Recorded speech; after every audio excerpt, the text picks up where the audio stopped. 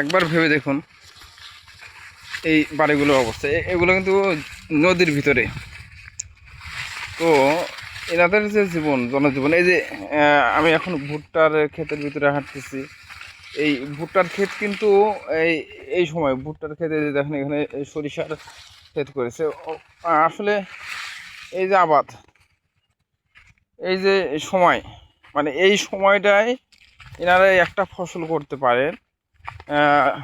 আর আর কিছুদিন পরে আপনার যেগুলো ফসল হবে, এই এই ফসলটা নিশ্চয়তা হলো ওনারা দিতে পারে না। কারণ এই পানি নদীতে যখন চলে আসে তখন এগুলো প্লাবিত হয়ে যায়।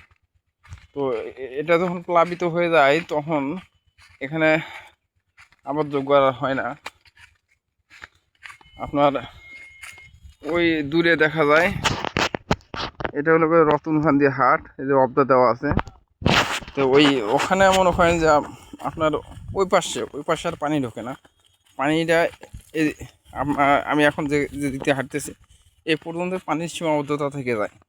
তো এখানকার মানুষ আপনার যেভাবে হোক, যে ফসলের ফলে আল্লাহ তাদের রিজিকের ব্যবস্থা এইভাবেই দিয়েছেন। কিন্তু আপনার এনারা যেভাবে চলেন, এনাদের জনজীবন এইভাবেই চলছে। কিন্তু এই এই যে বাড়িগুলো দেখতেছেন, এই বাড়িগুলার মানুষের অবস্থা কিন্তু এরকমই।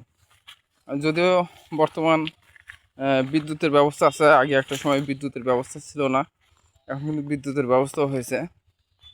তো এই যে দেখেন কত সুন্দর সরিষার ক্ষেত, সরিষার ফুল ফুটেছে।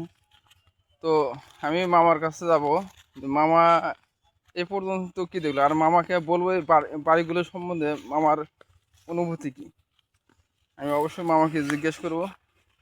এই যে মামা, বলেন তো। আসসালামু আলাইকুম। আমি যে বাড়িগুলো দেখলাম এদের মানে ক্ষণস্থায়ী, মানে কখন যেন এদের চলে যেতে হয়। এরা মানে বাড়ি যেটা করছে কিন্তু এটা চিরস্থায়ী নয়, এটা বর্ষার সময় এরা চলে যেতে হবে, আবার বর্ষার শেষে এনাদের আবার আসতে হবে। এই জন্য অনেক কঠিন দিন, দুর্দিন এদের।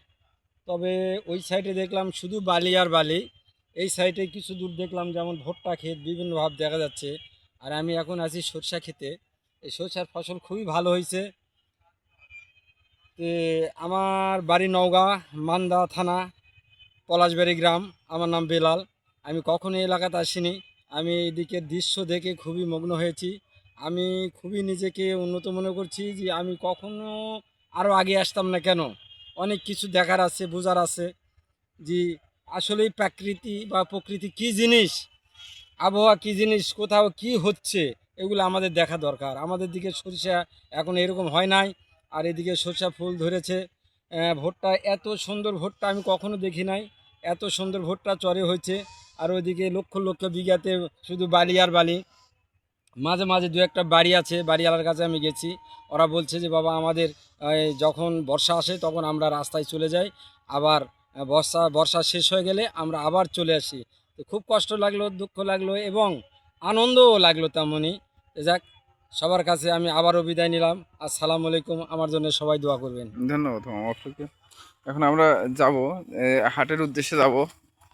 তো অবশ্যই হাট সম্বন্ধে কিছু ধারণা আপনাদেরকে দেওয়ার চেষ্টা করব। আপনারা অবশ্যই দেখবেন। আসসালামু আলাইকুম।